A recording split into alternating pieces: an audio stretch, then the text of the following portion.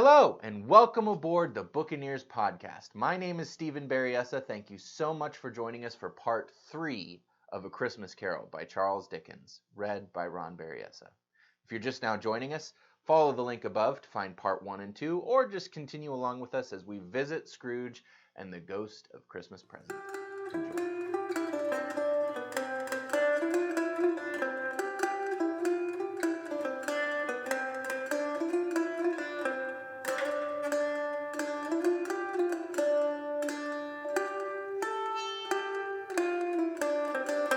Stave 3, the second of the three spirits.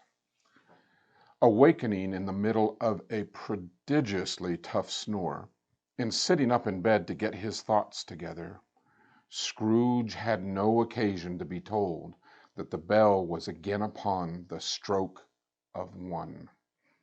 He felt that he was restored to consciousness in the right nick of time, for the special purpose of holding a conference with the second messenger dispatched to him through Jacob Marley's intervention. But finding that he turned uncomfortably cold when he began to wonder which of his curtains this new specter would draw back, he put them every one aside with his own hands, and lying down again, established a sharp lookout all around the bed. For he wished to challenge the spirit on the moment of its appearance, and did not wish to be taken by surprise and made nervous. Gentlemen of the free and easy sort, who plume themselves on being acquainted with a move or two, and being usually equal to the time of day, express the wide range of their capacity for adventure by observing that they are good for anything from pitch and toss to manslaughter, between which those opposite extremes, no doubt, there lies a tolerably wide and comprehensive range of subjects. Without venturing for Scrooge quite as heartily as this, I don't mind calling on you to believe that he was ready for a good broad field of strange appearances, and that nothing between a baby and a rhinoceros would have astonished him very much. Now, being prepared for almost anything, he was not by any means prepared for nothing, and consequently, when the bell struck 1, and no shape appeared, he was taken with a violent fit of trembling. 5 minutes, 10 minutes, a quarter of an hour went by, yet nothing came.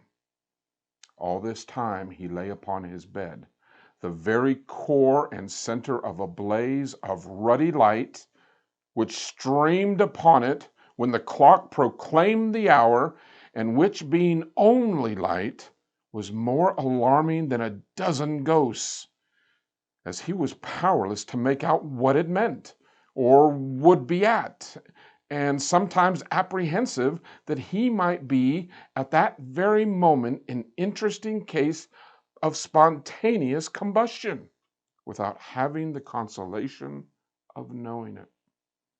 At last, however, he began to think, as you or I would have thought at first, for it is always the person not in the predicament who knows what ought to have been done in it, and would unquestionably have done it too. At last, I say, he began to think that the source and secret of this ghostly light might be in the adjoining room, from whence, on further tracing it, it seemed to shine. This idea taking full possession of his mind, he got up softly and shuffled in his slippers to the door. The moment Scrooge's hand was on the lock, a strange voice called him by his name and bade him enter. He obeyed. It was his own room. There was no doubt about that, but it had undergone a surprising transformation. The walls and ceiling were so hung with living green that it looked a perfect grove. from every part of which bright, gleaming berries glistened. The crisp leaves of holly, mistletoe, and ivy reflected back the light, as if so many little mirrors had been scattered there, and such a mighty blaze went roaring up in the chimney as that dull petrification of a hearth had never known in Scrooge's time, or Marley's, or many a winter season gone. And heaped upon the floor to form a kind of throne were turkeys, geese, game, poultry, brawn, great joints of meat, sucking pigs, long wreaths of sausage, mince pies, plum puddings, barrels of oysters, red-hot chestnuts, cherry-cheeked apples, juicy oranges, luscious pears, immense twelfth cakes, and seething bowls of punch. Oh, that made the chamber dim with their delicious steam. In easy state upon his couch there sat a jolly giant, glorious to see, who bore a glowing torch, in shape not unlike Plenty's horn, and held it up, high up, to shed its light on Scrooge as he came peeping around the door. "Come in!" exclaimed the ghost. "Come in and know me better, man." Scrooge entered timidly and hung his head before the spirit. He was not the dogged Scrooge he had been, and though his eyes were clear and kind, he did not like to meet them. "I am the ghost of Christmas Present," said the spirit. "Look upon me." Scrooge reverently did so.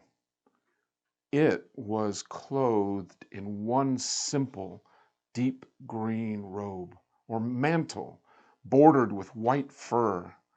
This garment hung so loosely on the figure that its capricious breast was bare, as if disdaining to be warded or concealed by any artifice. Its feet, observable beneath the ample folds of the garment, were also bare, and on its head it wore no other covering than a holly wreath, set here and there with shining icicles. Its dark brown curls were long and free of its genial face, its sparkling eye, its open hand, its cheery voice, its unconstrained demeanor, and its joyful air. Girded round about its middle was an antique scabbard, but no sword was in it, and the ancient sheath was eaten up with rust. You've never seen the like of me before," exclaimed the spirit. "Never," Scrooge made answer to it. "Have never walked forth with the younger members of my family, meaning, for I am very young, my elder brothers born in these latter years?" pursued the phantom. "I don't think I have," said Scrooge. "I am afraid I have not. Have you many brothers, spirit?" "More than 1,800, said the ghost. "A tremendous family to provide for," muttered Scrooge. The ghost of Christmas Present rose. "Spirit," said Scrooge submissively, "conduct me where you will. I went forth last night on compulsion, and I learned a lesson which is working now. Tonight, if you have aught to teach me, let me profit from it." "Touch my robe." Scrooge did as he was told, and held it fast. Holly, mistletoe, red berries, ivy, turkeys, geese, game, poultry, brawn meat, pigs, sausage, oysters, pies, puddings, fruit, and punch all vanished instantly. So did the room, the fire, the ruddy glow, the hour of night, they stood in the city streets on Christmas morning, where, for the weather was severe, the people made a rough but brisk and not unpleasant kind of music, in scraping the snow from the pavement in front of their dwellings and from the tops of their houses, whence it was a mad delight to the boys to see it come plumping down in the road below and splintering into artificial little snowstorms. The house fronts looked black enough, and the windows blacker, contrasting with the smooth white sheet of snow upon the roofs, and with the dirtier snow upon the ground, which the last deposit had been plowed up in deep furrows by the heavy wheels of carts and wagons, furrows that crossed and recrossed each other hundreds of times, where the great streets branched off and made intricate channels hard to trace in the thick yellow mud and icy water. The sky was gloomy. The shortest streets were choked up with a dingy mist, half thawed, half frozen, whose heavier particles descended in a shower of sooty atoms, as if all the chimneys in Great Britain had, by one consent, caught fire and been blazing away to their dear hearts' content. There was nothing very cheerful in the climate or the town, and yet was there an air of cheerfulness abroad that made the clearest summer air and brightest summer sun might have endeavored to diffuse in vain. For the people who were shoveling away on the housetops were jovial and full of glee, calling out to one another from the parapets, and now and then exchanging a facetious snowball, better-natured missile far than many a wordy jest, laughing heartily as if it went right, and not less hearty if it went wrong. The poulterers' shops were still half open, and the fruiters were radiant in their glory. There were great round pot-bellied baskets of chestnuts, shaped like the waistcoats of jolly old gentlemen, lolling at the doors and tumbling out into the street in their apoplectic opulence. There were ruddy, brown-faced, broad-girthed Spanish onions, shining in the fatness of their growth like Spanish friars, and winking from their shelves in wanton shyness at the girls as they went by, and glancing demurely at the hung-up mistletoe. There were pears and apples clustered high in blooming pyramids that were bunches of grapes made in the shopkeeper's There were pears and apples clustered high in blooming pyramids. There were bunches of grapes made in the shopkeeper's benevolence to dangle from conspicuous hooks, that people's mouths might water gratis as they passed. There were piles of filberts, mossy and brown, recalling in their fragrance ancient walks among the woods and pleasant shuffling ankle deep through withered leaves. There were Norfolk biffins, squab and swarthy, setting off the yellow of the oranges and lemons, and in the great compactness of their juicy persons, urgently entreating and beseeching to be carried home in paper bags and eaten for dinner. The very gold and silver fish set amongst the choice fruits in the bowl, those members of a dull and stagnant-blooded race appeared to know that there was something going on, and to a fish was gasping round and round their little world in slow and passionless excitement. The grocers, oh, the grocers! Nearly closed, with perhaps 2 shutters down, or 1, but through those gaps such glimpses. It was not alone that the scales descended on the counter, made a merry sound, or that the twine and roller parted company so briskly, or that the canisters were rattled up and down like juggling tricks, or that the blended scents of tea and coffee were so grateful to the nose, or even that the raisins were so plentiful and rare, the almonds so extremely white, the the sticks of cinnamon so long and straight, and the other spices so delicious, the candied fruits so caked and spotted with molten sugar as to make the coldest onlookers feel faint and subsequently bilious. Nor was it that the figs were moist and pulpy, or that the French plums blushed in modest tartness from their highly decorated boxes, or that everything was good to eat and in its Christmas dress. But the customers all so hurried and so eager in the hopeful promise of the day that they tumbled up against each other at the door, crashing their wicker baskets wildly, and left their purchases upon the counter, came running back to fetch them, and committed hundreds of the like mistakes in the best humor possible, while the grocer and his people were so frank and fresh that the polished hearts with which they fastened their aprons behind might have been their own, worn outside for general inspection and for Christmas daws to pick as if they chose. But soon the steeples called good people all to church and chapel, and away they came, flocking through the streets in their best clothes and with their gayest faces, and at the same time there emerged from scores of by-streets, lanes, and nameless turnings innumerable people carrying their dinners to the bakers' shops. The sight of these poor revelers appeared to interest the spirit very much, for he stood with Scrooge beside him in a baker's doorway, and taking off the covers as their bearers passed, sprinkled incense on their dinners from his torch.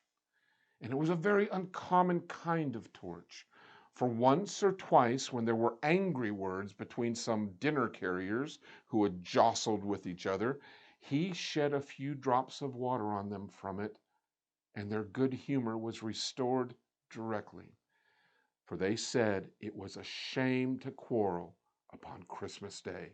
And so it was. God love it, so it was. In time the bells ceased, and the bakers were shut up, and yet there was a genial shadowing forth of all those dinners and all the progress of their cooking, and in the thawed blotch of wet above each baker's oven, where the pavement smoked as if its stones were cooking too.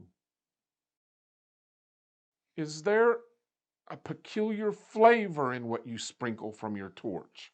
Asked Scrooge. There is. My own. Would it apply to any kind of dinner on this day?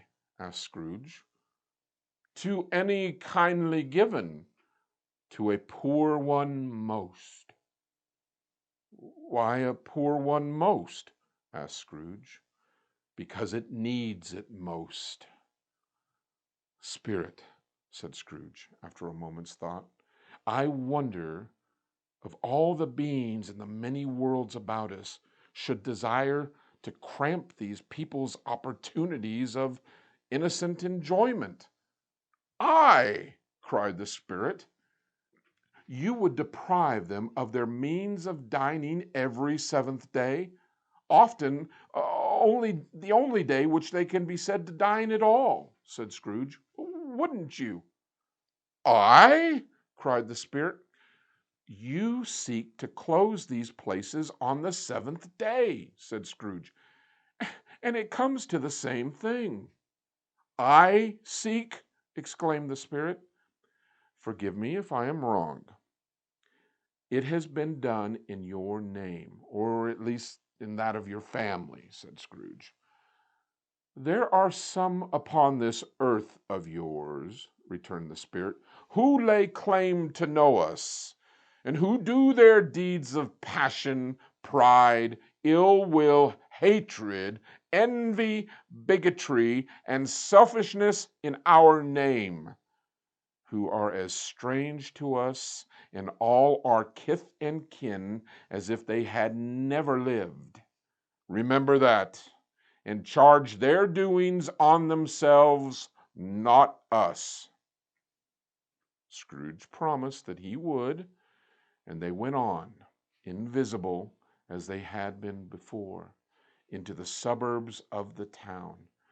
It was a remarkable quality of the ghost, which Scrooge had observed at the baker's, that notwithstanding his gigantic size, he could accommodate himself in any place with ease, and that he stood beneath a low roof quite as gracefully and like a supernatural creature as it was possible to have done in any lofty hall.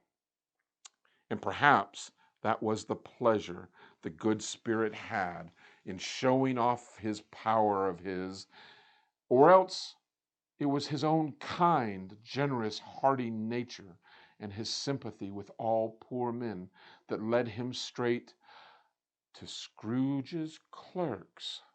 For there he went, and took Scrooge with him, holding to his robe, and on that threshold of the door the spirit smiled, and stopped to bless Bob Cratchit's dwelling with a sprinkling of his torch. Think of that! Bob had but 15 bob a week himself. He pocketed on Saturdays but 15 copies of his Christian name. And yet the ghost of Christmas present blessed his 4-roomed house. Up then rose Mrs. Cratchit, Cratchit's wife, dressed out but poorly, in a twice-turned gown, but brave in ribbons, which are cheap, and make a goodly show for 6 pence, and she laid the cloth, assisted by Belinda Cratchit, second of her daughters, also brave in ribbons, while Master Peter Cratchit plunged a fork into the saucepan of potatoes, and getting the corners of his monstrous shirt collar, Bob's private property, conferred upon his son and heir in honor of the day, into his mouth, rejoiced to find himself so gallantly attired, and yearned to show his linen in a fashionable park. And now 2 smaller Cratchits, boy and girl, came tearing in, screaming that outside the baker's they had smelt the goose, and known it for their own, and basked in luxurious thoughts of sage and onion. These young Cratchits danced about the table, and exalted Master Peter Cratchit to the skies, while he, not proud, although his collars nearly choked him, blew the fire until the slow potatoes bubbled up, knocking loudly at the saucepan lid, to be let out and peeled. "What has ever gotten your precious father, then?" said Mrs. Cratchit. "And your brother, Tiny Tim, and Martha weren't as late last Christmas Day by half an hour." "Here's Martha, mother," said the girl, appearing as she spoke. "Here's Martha, mother," cried the 2 young Cratchits. "Hurrah! There's such a goose, Martha!" "Why, bless your heart alive, my dear, how late you are!" And Mrs. Cratchit kissed her a dozen times, and taking off her shawl and bonnet for her with officious zeal. "We'd a deal of work to finish up last night," replied the girl, "and had to clear away this morning, mother." "Well, never mind so long as you are come," said Mrs. Cratchit. "Sit ye down before the fire, my dear, and have a warm. Lord bless ye." "No, oh no, father's coming!" cried the 2 young Cratchits, who were everywhere at once. "Hide, Martha, hide!" So Martha hid herself, and in came little Bob, the father, with at least 3 foot of comforter, exclusive of its fringe, hanging down in front of him, and his threadbare cloths darned up and brushed to look seasonal, and Tiny Tim upon his shoulder. Alas for Tiny Tim! He bore a little crutch, and had his limbs supported by an iron frame. "Why, where's our Martha?" cried Bob Cratchit, looking around. "Not coming," said Mrs. Cratchit. "Not coming!" said Bob, with a sudden declension in his high spirits, for he had been Tim's blood horse all the way from church, and had come home rampant. "Not coming upon Christmas Day!" Martha didn't like to see him disappointed, if it were only in joke, so she came out prematurely from behind the closet door and ran into his arms. while the two young Cratchits hustled Tiny Tim and bore him off into the washroom that he might hear the pudding singing in the copper. "And how did little Tim behave?" asked Mrs. Cratchit, when she had rallied Bob on his credulity, and Bob had hugged his daughter to his heart's content. "As good as gold," said Bob, "and better. Somehow he gets thoughtful, sitting by himself so much, and thinks the strangest things you ever heard. He told me, coming home, that he hoped that people saw him in the church because he was a cripple, and it might be pleasant to them to remember upon Christmas Day who made lame beggars walk and blind men see." Bob's voice was tremulous when he told them this, and trembled more when he said that Tiny Tim was growing strong and hearty. His active little crutch was heard upon the floor, and back came Tiny Tim before another word was spoken, escorted by his brother and sister to his stool beside the fire. And while Bob, turning up his cuffs, as if, poor fellow, they were capable of being any more shabby, compounded some hot mixture in a jug with gin and lemons and stirred it around and around and put it on the hob to simmer, Master Peter and the two ubiquitous young Cratchits went to fetch the goose, and with which they soon returned in high procession.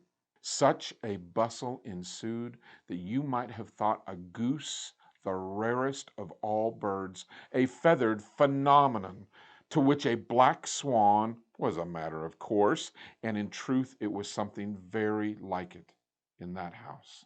Mrs. Cratchit made the gravy, ready beforehand in a little saucepan, hissing hot. Master Peter mashed the potatoes with incredible vigor. Miss Belinda sweetened up the applesauce. Martha dusted the hot plates. Bob took Tiny Tim beside him in a tiny corner at the table, and the two young Cratchits set chairs for everybody, not forgetting themselves, and mounting guard upon their post, crammed spoons into their mouths, lest they should shriek for goose before their turn came to be helped. At last the dishes were set on, and grace was said. It was succeeded by a breathless pause, as Mrs. Cratchit, looking slowly all along the carving knife, prepared to plunge it into the breast. But when she did, and when the long-expected gush of stuffing issued forth, one murmur of delight arose around the board, and even Tiny Tim, excited by the two young Cratchits, beat on the table with the handle of his knife and feebly cried, "Hurrah!" There never was such a goose. Bob said he didn't believe there ever was such a goose cooked. Its tenderness and flavor, size and cheapness were the themes of universal admiration. Eked out by the applesauce and mashed potatoes, it was a sufficient dinner for the whole family. Indeed, as Mrs. Cratchit said with great delight, surveying one small atom of a bone upon the dish, that they hadn't ate it all at last. Yet everyone had had enough, and the youngest Cratchits in particular were steeped in sage and onion to the eyebrows. But now, the plates being changed by Miss Belinda, Mrs. Cratchit left the room alone, too nervous to bear witness, to take the pudding up and bring it in. Suppose it should not be done enough. Suppose it should break in turning out. Suppose somebody should got over the wall in the backyard and stole it while they were merry with the goose. A supposition at which the two young Cratchits became livid. All sorts of horrors were supposed. Hallo! A great deal of steam. The pudding was out of the copper. A smell like a washing day. That was the cloth. A smell like an eating house and a pastry cook's next door to each other, with a laundress's next door to that. That was the pudding. In half a minute, Mrs. Cratchit entered, flushed but smiling proudly, with the pudding. Like a speckled cannonball, so hard and firm, blazing, and half a quartern of ignited brandy, and bedight of Christmas holly stuck upon the top. Oh, a wonderful pudding. Bob Cratchit said, and calmly too, that he regarded it as the greatest success achieved by Mrs. Cratchit since their marriage. Mrs. Cratchit said that now the weight was off her mind, she would confess that she had had her doubts about the quantity of flour. Everybody had something to say about it, but nobody said or thought that it was at all a small pudding for a large family. It would have been flat heresy to do so. Any Cratchit would have blushed to hint at such a thing. At last, the dinner was all done. The cloth was cleared, the hearth swept, and the fire made up, the compound in the jug being tasted and considered perfect. Apples and oranges were put upon the table, and a shovelful of chestnuts on the fire. Then all the Cratchit family drew around the hearth in what Bob Cratchit called a circle, meaning half a one, and at Bob Cratchit's elbow stood the family display of glass, 2 tumblers and a custard cup without a handle. These held the hot stuff from the jug, however, as well as golden goblets would have done, and Bob served it out with beaming looks, while the chestnuts on the fire sputtered and crackled noisily. And then Bob proposed. "A Merry Christmas to us all, my dears. God bless us," which all the family re-echoed. "God bless us, every one," said Tiny Tim, the last of all. He sat very close to his father's side, upon his little stool. Bob held his withered little hand in his, as if he loved the child, and wished to keep him by his side, and dreaded that he might be taken from him. "Spirit," said Scrooge, with an interest he had never felt before, "tell me if Tiny Tim will live." "I see a vacant seat," replied the ghost, "in the poor chimney corner, and a crutch without an owner, carefully preserved. If these shadows remain unaltered by the future, the child will die." "No, no," said Scrooge. "Oh, no. Kind spirits, say he will be spared." "If the shadows remain unaltered by the future, none other of my race," returned the ghost, "will find him here." But what then? If he be like to die, he'd better do it and decrease the surplus population." Oh, Scrooge hung his head to hear his own words quoted by the spirit, and was overcome with penitence and grief. "Man," said the ghost, "if a man you be in heart, not adamant, forbear that wicked cant until you have discovered what the surplus is, and where it is. Will you decide what men shall live, what men shall die? Oh, it may be that in the sight of heaven you are more worthless and less fit to live than millions like this poor man's child. Oh, God! To hear the insect on the leaf pronouncing on the too much life among his hungry brothers in the dust." Scrooge bent before the ghost's rebuke, and trembling cast his eyes upon the ground. But he raised them speedily on hearing his own name. "Mr. Scrooge," said Bob, "I give you Mr. Scrooge, the founder of the feast." "The founder of the feast, indeed!" cried Mrs. Cratchit reddeningly. I wish I had him here. I'd give him a piece of my mind to feast upon, and I'd hope he'd have a good appetite for it. My dear, said Bob, the children, Christmas Day. It should be Christmas Day, I am sure, said she, on which one drinks the health of such an odious, stingy, hard, unfeeling man as Mr. Scrooge. Oh, you know he is, Robert. Nobody knows it better than you do. Oh, poor fellow. My dear, was Bob's mild answer. Christmas Day. I'll drink his health for your sake and the day's, said Mrs. Cratchit. Not for his. Long life to him. A Merry Christmas and a Happy New Year. He'll be very merry and very happy, I have no doubt. The children drank the toast after her. It was the first of their proceedings which had no heartiness in it. Tiny Tim drank it last of all, but he didn't care twopence for it. Scrooge was the ogre of the family.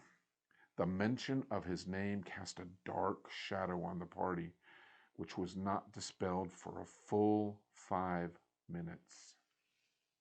After it had passed away, they were 10 times merrier than before.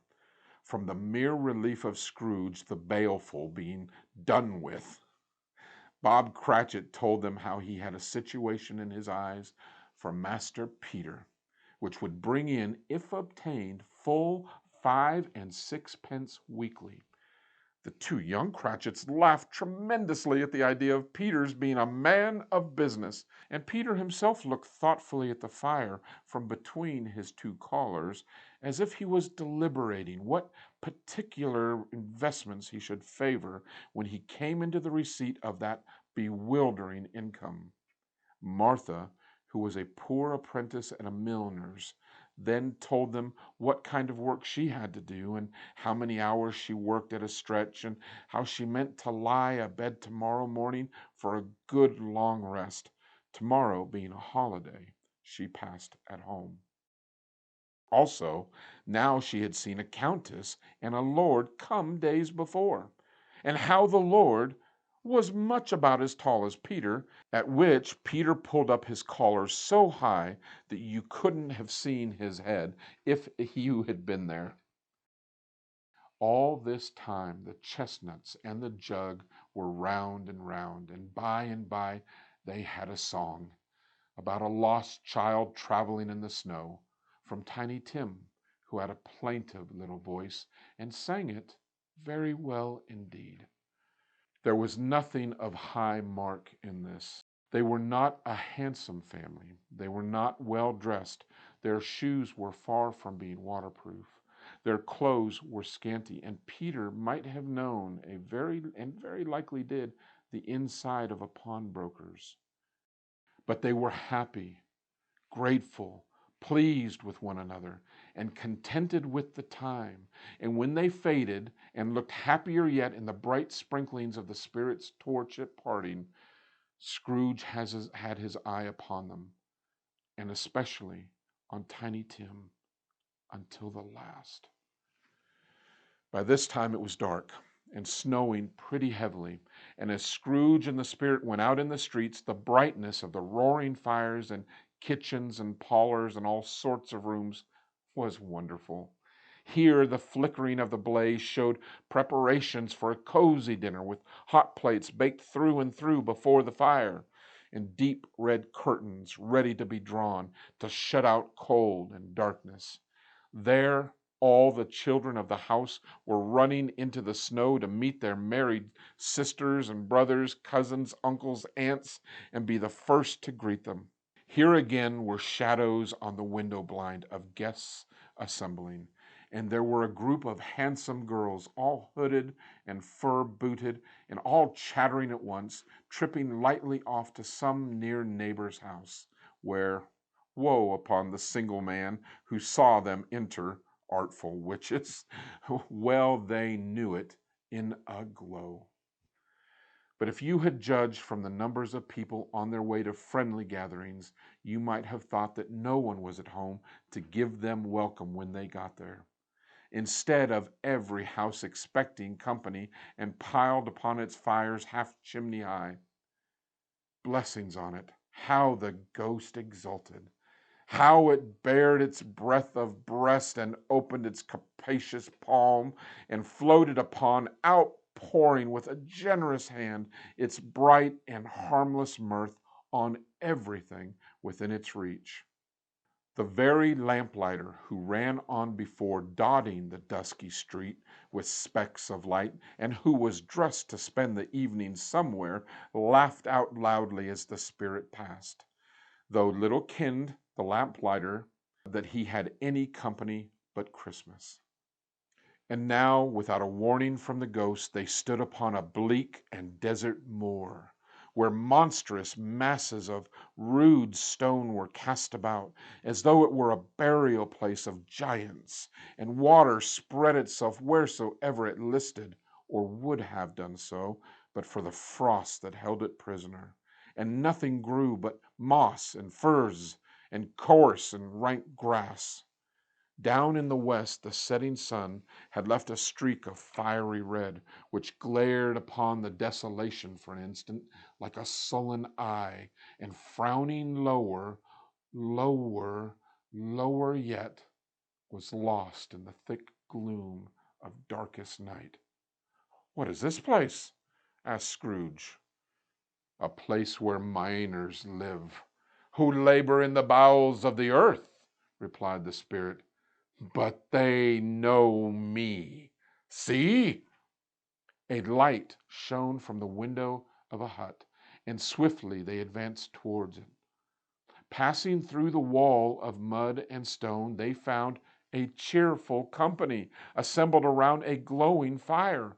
An old man and woman, with their children and their children's children, and another generation beyond that, all decked out gaily in their holiday attire. The old man, in a voice that seldom rose above the howling of the wind upon the barren waste, was singing them a Christmas song. It had been a very old song when he was a boy, and from time to time they all joined in the chorus. So surely as they raised their voices, the old man got quite blithe and loud, and so surely as they stopped, his vigor sank again. The spirit did not tarry here, but bade Scrooge hang on to his robe, and passing above the moor, sped whither? Not to see, to see! To Scrooge's horror, looking back, he saw the last of the land, a frightful range of rocks behind them, and his ears were deafened by the thundering of water as it rolled and roared and raged among the dreadful caverns it had worn, and fiercely tried to undermine the earth. Built upon a dismal wreath of sunken rocks, some league or so from the shore, on which the waters chafed and dashed the wild year through, there stood a solitary lighthouse. Great heaps of seaweed clung to its base, and storm birds, born of the wind, one might suppose, as seaweed of the water, rose and fell about it like the waves they skimmed. But even here, two men who watched the light had made a fire, and through the loophole in the thick wall shed out a ray of brightness on the awful sea. Joining their horny hands over the rough table at which they sat, they wished each other Merry Christmas in their can of grog, and one of them, the elder, too, with his face all damaged and scarred with hard weather, as a figurehead of an old ship might have been, struck up a sturdy song that was like a gale in itself.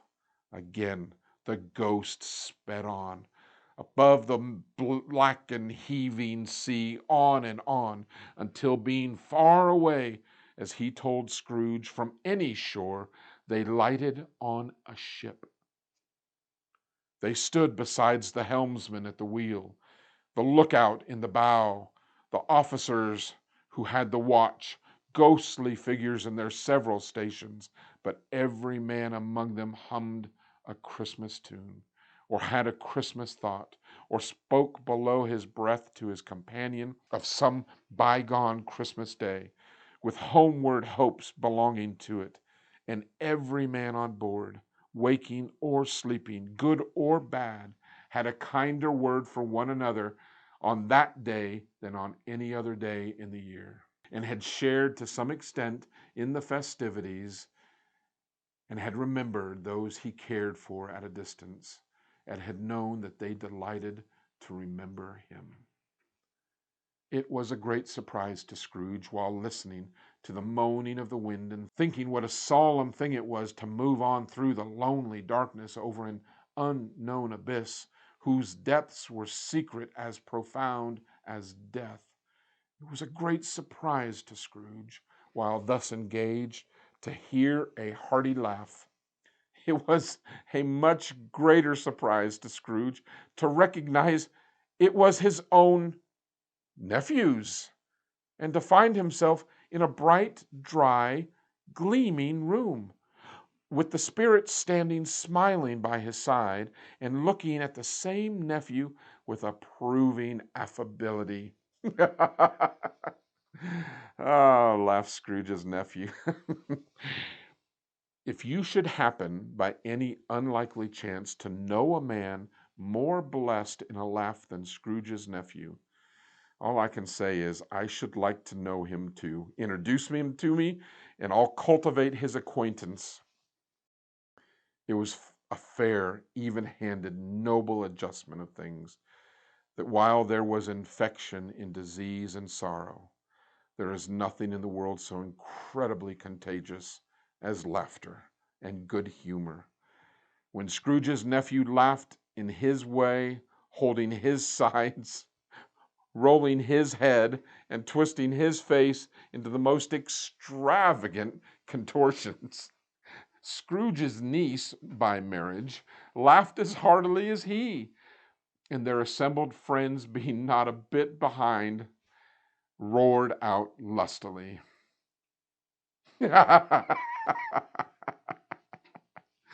Oh, he said that Christmas was a humbug.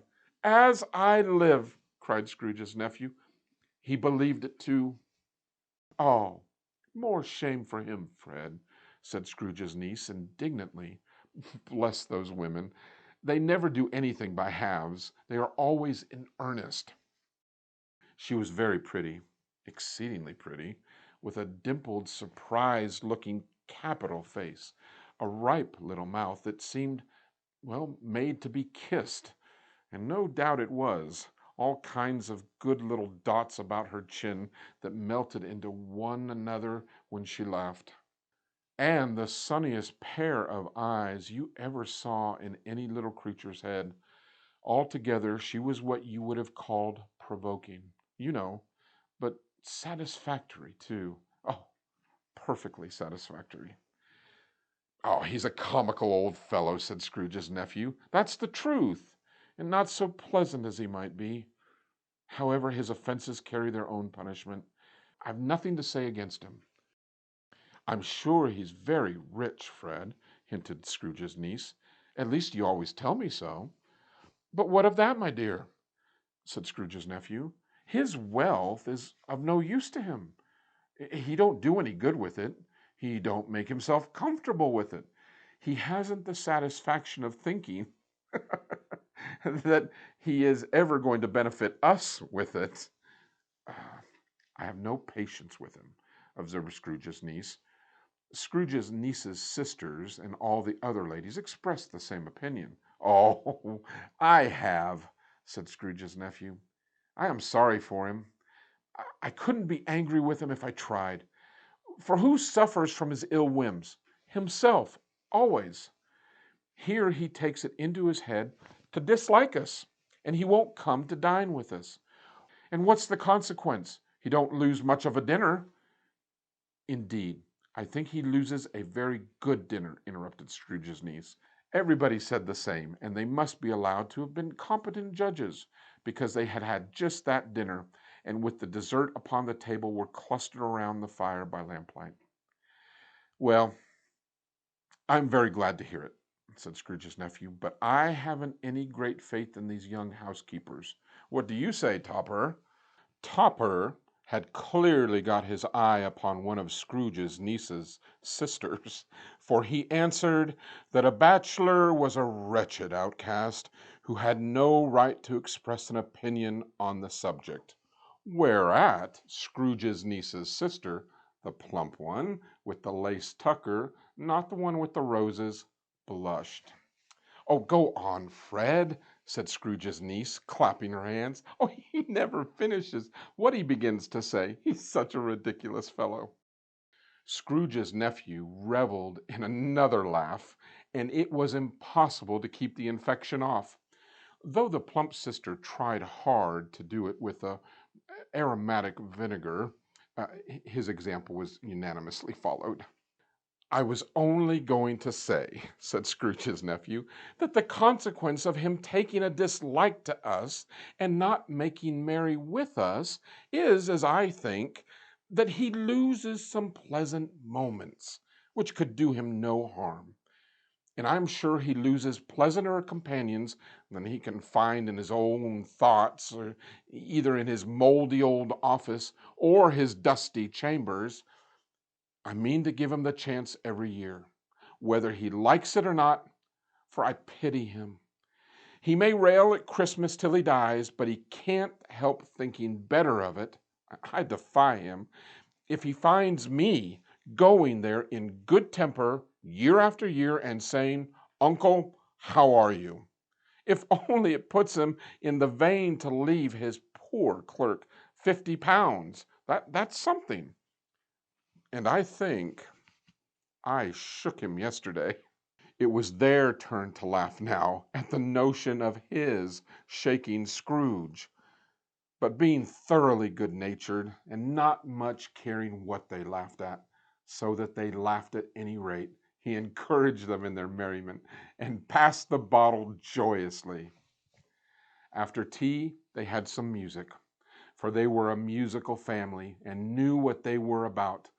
When they sung a glee, a catch, I can assure you, especially Topper, who could growl away in the bass like a good one, and never swell the large veins in his forehead, or get red in the face over it, and Scrooge's niece played well upon the harp, and played among other tunes a simple little air, a mere nothing, you might learn to whistle it in 2 minutes, which had been familiar to the child who had fetched Scrooge from the boarding school, as he had been reminded by the ghost of Christmas past. When this strain of music sounded, all the things the ghost had shown him came upon his mind.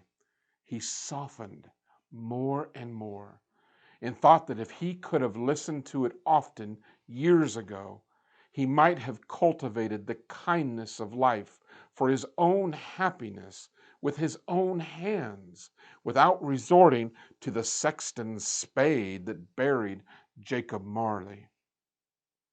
But they didn't devote the whole evening to music. After a while they played at forfeits, for it is good to be children sometimes, and never better than at Christmas, when its mighty founder was a child himself. Stop! There was a first game of blind man's bluff. Of course there was. And I no more believe Topper was really blind than I believe he had eyes in his boots.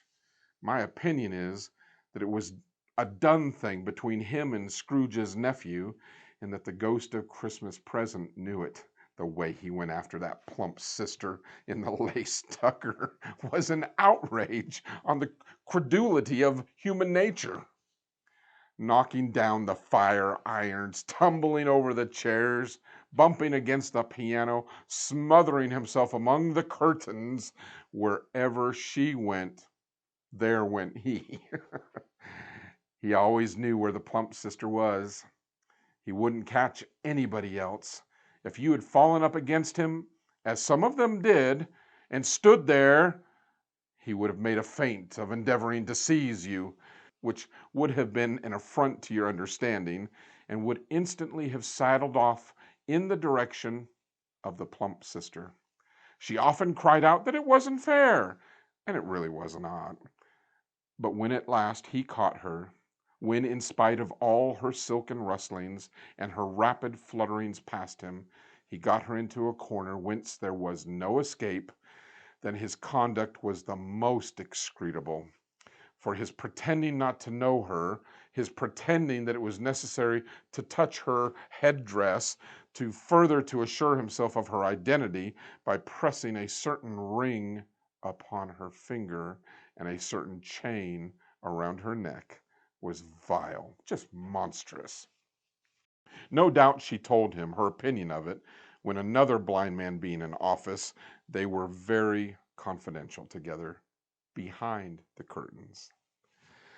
Scrooge's niece was not one of the blind man's bluff party, but was made comfortable with a large chair and footstool in a snug corner, where the ghost and Scrooge were close behind her. But she joined in the forfeits, and loved her love to admiration with all the letters of the alphabet. Likewise at the game of how, when, and where, she was very great, and to the secret joy of Scrooge's nephew beat her sisters hollow, though they were sharp gals too, as Topper could have told you. There might have been 20 people there, young and old, but they all played, and so did Scrooge, for wholly forgetting, in the interest he had in what was going on, that his voice made no sound in their ears, he sometimes came out with his guess quite loud, and very often guessed right. For the sharpest needle, best Whitechapel, warranted not to cut in the eye, was not sharper than Scrooge, blunt as he took it in his head to be. The ghost was greatly pleased to find him in this mood, and looked upon him with such favor that he begged like a boy to be allowed to stay until the guests departed. But this, the spirit said, could not be done. "Here is a new game," said Scrooge. "1 half-hour, spirit, only one." It was a game called Yes and No, where Scrooge's nephew had to think of something, and the rest must find out what. He only answered to their questions yes or no, as the case was. The brisk fire of questioning to which he was exposed elicited from him that he was thinking of an animal, a live animal, a rather disagreeable animal, a savage animal, an animal that growled and grunted sometimes, and talked sometimes, and lived in London, and walked about the streets, and wasn't made a show of, and wasn't led by anybody, and didn't live in a menagerie, no, was never killed in a market, and was not a horse, or an ass, or a cow, or a bull, or a tiger, or a dog, or a pig, or a cat, or a bear. At every fresh question that was put to him, this nephew burst into a fresh roar of laughter, and was so inexpressibly tickled that he was obliged to set up off the sofa and stamp. At last the plump sister, falling into a similar state, cried out, "I have found it out! I know what it is! Fred, I know what it is!" "What is it?" cried Fred. "It's your Uncle Scrooge!" Which it certainly was. Admiration was the universal sentiment, though some objected to the reply to "it is a bear." Ought to have been yes, inasmuch as an answer in the negative was sufficient to have diverted their thoughts from Mr. Scrooge, supposing he had ever had any tendency that way. "He has given us plenty of merriment, I am sure," said Fred, "and it would be ungrateful not to drink his health. Here's a glass of mulled wine, ready to our hand at the moment, and I say, Uncle Scrooge!" "Well, Uncle Scrooge!" they cried. "A Merry Christmas and a Happy New Year to the old man, whatever he is," said Scrooge's nephew. "He wouldn't take it from me, but may he have it nevertheless. Uncle Scrooge!" Uncle Scrooge had imperceptibly become so gay and light of heart that he would have pledged the unconscious company in return and thanked them in an inaudible speech, if the ghost had given him time. But the whole scene passed off in the breath of the last word spoken by his nephew, and he and the spirit were again upon their travels. Much they saw, and far they went, and many homes they visited, but always with a happy end. The spirit stood beside sick beds, and they were cheerful. On foreign lands, and they were close at home. By struggling men, and they were patient in their greater hope. By poverty, and it was rich. In almshouse, hospital, and jail. In misery's every refuge, where vain men in his little brief authority had not made fast the door and barred the spirit out, but he left his blessing and taught Scrooge his precepts. It was a long night. If it were only a night, but Scrooge had his doubts of this, because the Christmas holidays appeared to be condensed into the space of time that they passed through. It was strange, too, that while Scrooge remained unaltered in his outward form, the ghost grew older, clearly older. Scrooge had observed this change but never spoke of it until they left a children's 12th night party. Then, looking at the spirit as they stood together in an open space, he noticed that its hair was gray. "Are spirits' lives so short?" asked Scrooge. "My life upon this globe is very brief," replied the ghost. "It ends tonight." "Tonight?" cried Scrooge. "Tonight at midnight. Hark! The time is drawing near." The chimes were ringing the 3/4 past 11 at that very moment. "Oh, forgive me if I'm not justified in what I ask," said Scrooge, looking intently upon the spirit's robe. "But I see something strange, and not belonging to yourself, protruding from under your skirts. Is that a foot or a claw?" "It might be a claw, for the flesh there is upon it," was the spirit's sorrowful reply. "Look here." From the foldings of its robe it brought 2 children, wretched, abject, frightful, hideous, miserable. They knelt down at its feet and clung upon the outside of its garment. "Oh, man, look here! Look! Look down here!" exclaimed the ghost. They were a boy and a girl, yellow, meager, ragged, scowling, wolfish, but prostrate, too, in their humility. Where graceful youth should have filled their features out and touched them with its freshest tints, a stale and shriveled hand, like that of age, had pinched and twisted them and pulled them into shreds.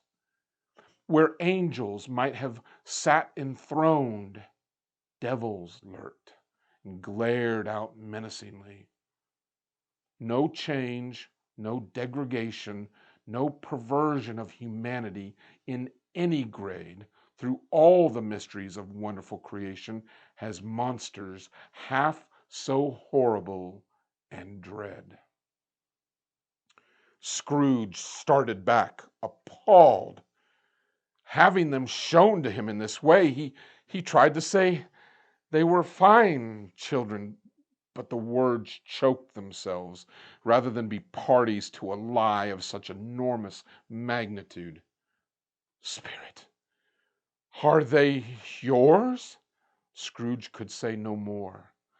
"They are man's," said the spirit, looking down upon them, "and they cling to me appealing from their fathers. This boy is ignorance. This girl is want. Beware them both in all of their degree, but most of all, beware this boy. For on his brow I see that written which is doom, unless the writing be erased. Oh, deny it, cried the spirit, stretching its hand towards the city. Slander those who tell it you. Admit it for your factious purposes and make it worse, and abide the end. Have they no refuge or resource? Cried Scrooge. Are there no prisons? Said the spirit, turning on him for the last time with his own words. Are there no workhouses? The bell struck 12. Scrooge looked about him for the ghost and saw it not. As the last stroke ceased to vibrate, he remembered the prediction of old Jacob Marley and lifted up his eyes, beheld a solemn phantom, draped and hooded, coming like a mist along the ground towards him. Thanks again for watching part 3 of A Christmas Carol by Charles Dickens. Join us next time for the conclusion of our series. And if you liked what you saw today, hit the buttons below, give us a like and a subscribe, share us to all your friends and family, and follow the links to find us on Facebook, Instagram, and Twitter. Merry Christmas, everybody.